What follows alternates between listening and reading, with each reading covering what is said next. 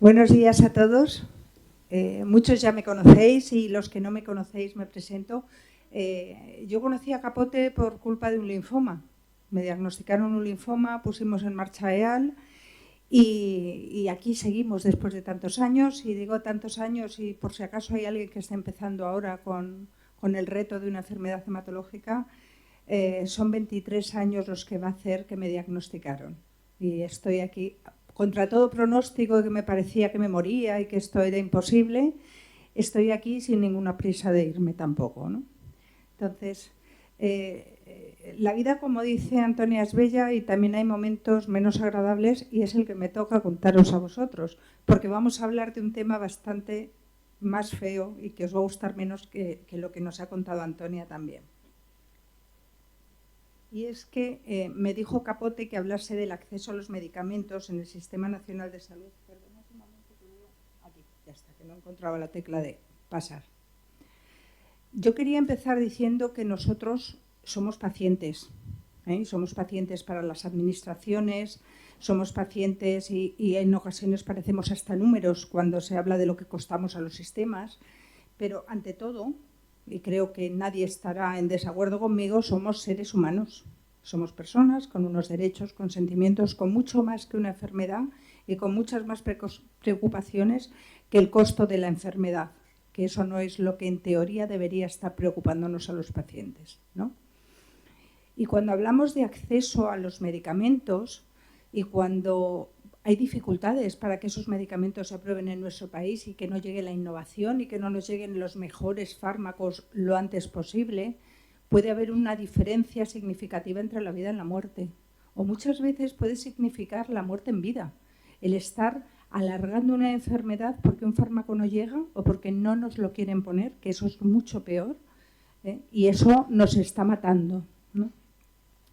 Y es que cuando hay retrasos en estas aprobaciones, como ocurre muchas veces, afecta a muchos niveles en nuestras vidas. No es solamente pensar en el medicamento, es que nos afecta a nivel físico porque nos encontramos peor, a nivel emocional, a nivel social, a nivel económico. A nivel físico, pues podemos tener un deterioro en la calidad de vida si no llegan los fármacos a tiempo, si la enfermedad va avanzando con más dolor, más cansancio. A veces puede haber incluso necesidades de prótesis porque la enfermedad nos hace daño a los huesos, o problemas para dormir, que tenemos muchas veces, deterioro cognitivo, que empezamos a perder la memoria, a olvidar las cosas, no nos centramos, puede ser también. A veces tenemos problemas para alimentarnos o para beber. Bueno, también problemas relacionados con la sangre, que de eso lo que estamos aquí sabemos mucho, cuando nos bajan las plaquetas y ahora que tengo anemia y ahora, bueno, pues esas cosas que nos van acompañando. Otras veces algunos problemas intestinales. Todo esto en ocasiones nos ocasiona dependencia de otras personas para que nos cuiden y nos atiendan. Vale. Pero también nos afecta a nivel emocional. Podemos tener estrés, depresión, el que no llegue ese fármaco, que no me llega, que angustia, ¿no? Qué tristeza ver cómo se me va la vida porque no me llega algo que a lo mejor sé que está ahí. A veces nos dan hasta sentimientos de culpa, de decir, bueno, ¿y qué habré hecho yo? ¿Tendré la culpa de lo que me está pasando? ¿Es que he hecho algo mal en mi vida para tener esta enfermedad? Y nos da rabia y a veces nos enfadamos mucho y lo pagan todos los de nuestro alrededor. Los que somos pacientes sabemos que a veces nos pasa y que perdemos el control y los pobres familiares pagan muchas veces las consecuencias.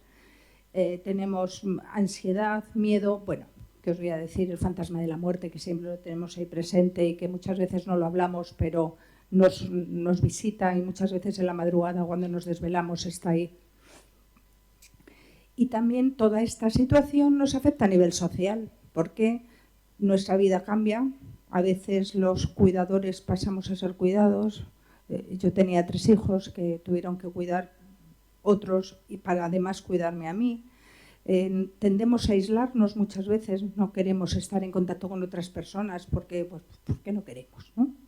Hay problemas en la sexualidad que aunque se callen, porque es un tema que siempre hablamos muy bajito, pues bueno, a veces también hay que hablarlo en alto porque también existe este problema, ¿no? Aumentan las adicciones. Muchas veces las personas con cáncer pues caen en adicciones, en beber más, en hábitos poco saludables y caemos muchas veces en esas falsas terapias que nos quieren colocar por cualquier sitio, los desalmados que se aprovechan de nuestra vulnerabilidad, porque nos queremos creer que cualquier cosa puede curarnos porque es lo que queremos, ¿no? Bueno, pues todo esto es que también nos afecta cuando estamos en estas situaciones, ¿no? Y nos afecta en el trabajo porque podemos tener secuelas físicas derivadas de la enfermedad que nos impidan trabajar, o problemas emocionales que nos hacen tener depresión y no estar a la altura del puesto de trabajo que tenemos que desempeñar, o tener una imposibilidad total de trabajar con incapacidades y con lo que económicamente nos representa el no poder estar ganando el dinero que tenemos que ganar cuando estamos en activo. Bueno, pues yo os voy a poner aquí qué está ocurriendo en nuestro país, y siento ser desagradable, pero creo que es casi obligatorio que los pacientes sepamos en qué situación nos encontramos. Estos son los fármacos que se han aprobado en estos años, pero yo lo que quería es que vierais la tendencia. Si veis en España, los fármacos que se han ido aprobando en los años que tengo aquí registrados son 20, 21 y 22. Con respecto a otros países como en la Unión Europea, cuando se aprobaron 46, en España se aprobaron 26. ¿Vale? Y en otros países como Alemania, pues fueron 45. Entonces, ¿por qué en España no somos como Alemania? ¿Por qué en España participamos más en la investigación que lo hace Alemania? Somos el segundo país del mundo, después de Estados Unidos, en participar en la investigación, porque tenemos muy buenos profesionales y porque los pacientes somos muy generosos y participamos en muchos ensayos clínicos. Los fármacos que se aprueban con restricciones, una vez que se aprueban en Europa, se tienen que aprobar en los países, ¿no? Y cuando vienen a España, resulta que a veces cogen nuestras autoridades y le meten la tijera. Y dice, vale, te lo apruebo para esto sí, pero para esto no. Y eso también está ocurriendo. Y si veis, en España se han aprobado con restricciones el 50%. En el mejor de los casos, el 50 en el 22, el 40 en el 21. ¿Por qué tenemos que tener esos retrasos, esos recortes en la aprobación? O tardar en incorporar los fármacos innovadores. Realmente los fármacos innovadores no es que no los aprueben porque sean muy novedosos y porque quieran hacer muchas pruebas diferentes. Esto ya está aprobado en Europa, todo ya se sabe que es seguro y que es eficaz. Y todo eso ya viene aprobado de allí. Pero aquí, aunque nos cuenten lo que nos quieran contar, es un problema económico puro y duro, ¿vale? Y entonces ahí tenemos que en España, la última cifra que tengo aquí es del 22, tardaban 611 días en incorporarse. Ahora es un poco más. Entonces, esto debemos saberlo y como pacientes debemos tenerlo en cuenta cuando se nos pida que alcemos la voz, ¿vale? Entonces, yo quería pensar con vosotros un poquito, y esto viene de un congreso de los que hacemos en GEPAC, como os ha dicho Capote, se puso en marcha EAL y luego con el paso de los años nos unimos las asociaciones de pacientes oncológicos, entre ellas a EAL, para hacer una voz más fuerte entre las administraciones sanitarias, y así se creó el Grupo Español de Pacientes con Cáncer. Nuestras asociaciones vienen a hacer formación para estar preparados, para conocer todas estas cosas que pasan, y el año pasado hicimos un trabajo con ellos y yo quería ver si estáis de acuerdo o no con el resultado que nos salió a nosotros, ¿no? Entonces, una de las preguntas que les hacíamos era qué grado de confianza tenían en la incorporación ágil de nuevas terapias. Si creéis que ¿alguien tiene mucha confianza en que se van a aprobar muy deprisa los nuevos tratamientos que vengan? ¿No se levanta ninguna mano? Vale. Pues el resultado del grupo nuestro de estudio y trabajo fue que teníamos cero confianza en que se fueran a aprobar. Luego preguntábamos que en qué medida pensábamos nosotros que retrasar este acceso podía influir en nuestra supervivencia y en la calidad de vida. A ver, ¿alguien cree que poco, mucho? ¿Cómo ve? Influye, ¿no? Pues efectivamente, entre un 90 y un 100% pensábamos que esto influía muchísimo. ¿Creéis que en España hay transparencia cuando las autoridades tienen que decidir financiar un medicamento innovador? ¿Que nos lo cuentan, que sabemos por qué sí o por qué no? ¿Alguien cree que sí? Pues efectivamente. Nosotros también pensábamos que había cero transparencia. Otra de las preguntas era si creíamos que el acceso a estos tratamientos innovadores significaba un tapón que nos ponían a las administraciones sanitarias, pese a que ya venía comprobada la seguridad y la eficacia, como os decía, por las autoridades europeas. ¿Creéis que esto es un tapón y Bueno, pues otra vez estamos de acuerdo con todo el grupo que estuvimos trabajando y debatiendo. Fijaros qué poco hay que trabajar para darnos cuenta de la realidad que tenemos cuando solamente nos la ponen delante y la pensamos. Luego, ¿crees que solo son problemas burocráticos o es una práctica para recortar el gasto? Gasto, ¿verdad? Pues efectivamente, el 100% estábamos de acuerdo en que aquí nos contasen lo que nos contasen, lo que tenemos es un tema de recortes de presupuesto. Y creemos que esta discriminación funciona en función del código postal, o creemos que en todos sitios de España nos tratan exactamente igual. Pues efectivamente, no solamente está influyendo el código postal, sino que esta situación hace que cada vez que extienda más el problema. Y ¿creéis que hay una postura contradictoria cuando vemos a las autoridades salir en la foto?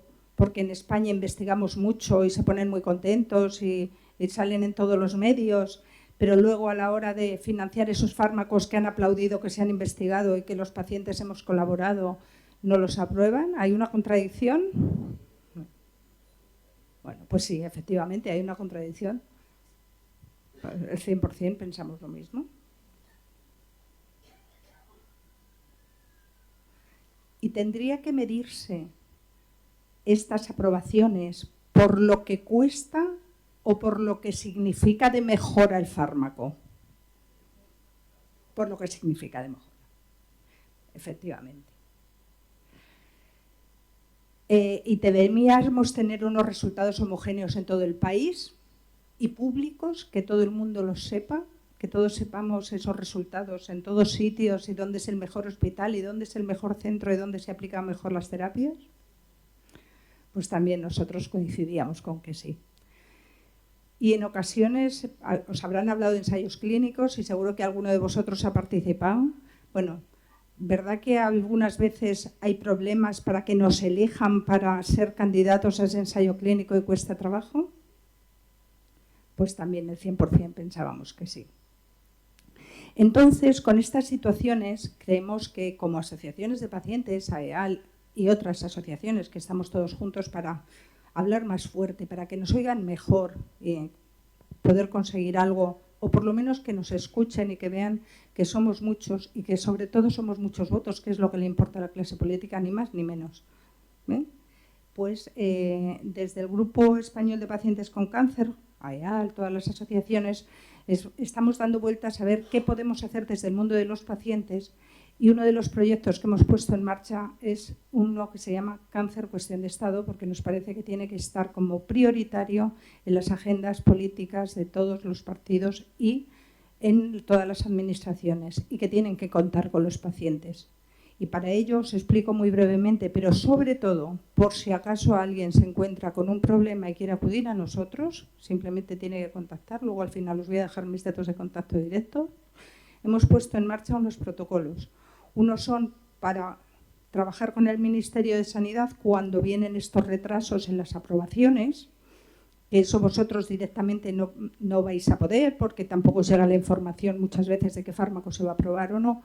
Pero hay otros dedicados a las comunidades autónomas, para que si por lo que sea consideramos que no nos están tratando con el tratamiento más innovador o el médico nos dice que puede ocurrir, mira, esto existe, pero en este hospital no te lo puedo poner porque no me dejan. en ocasiones ocurre. Yo creo que Capote hace casi magia, pero por si acaso algún día no lo hace del todo, yo os digo que tenemos esto que nos pasáis el caso, nosotros vamos primero a la Consejería de Sanidad a un contacto que nos han dado y tienen un plazo de 7 días para contestarnos. Si en 7 días no nos contestan, vamos al consejero o consejera de la comunidad que sea, y si no nos contestan vamos a los medios de comunicación y si el paciente quiere le ayudamos a hacer los trámites legales para poner una denuncia. Porque así, cada vez que nos pase algo, si nosotros lo ponemos en manos de las autoridades, bueno, pues haremos más ruido y a lo mejor, aunque solo sea por el miedo a los votos, que no les vamos a importar por otra cosa, que nos muramos de cáncer a ellos no les importa, lo podremos conseguir. Así que esto, que lo sepáis y que está a vuestra absoluta disposición. Dentro de este programa os pongo esta foto. Esto es del Día Mundial del Cáncer de este año y esta es la foto de fondo con la que recibimos a la ministra de Sanidad. Creo que dijo que no le había hecho mucha gracia, pero previamente se la habíamos mandado igual, hablando de que no se aprobaban las terapias CAR-T, que habéis oído hablar de ellas, ¿no? Y que los pacientes estaban muriendo. Debió ser una casualidad, pero a los 15 días de recibirlas se habían aprobado 4 CAR-T que estaban en espera desde hacía 3 años en nuestro país. Entonces, parece que no, pero estas cosas que hacemos, las asociaciones, y cuando estamos ahí, algo se va consiguiendo, aunque a los ministros ya digo que no les haga mucha gracia. Pues nada más, aquí os dejo los datos de contacto y me podéis contactar cuando queráis.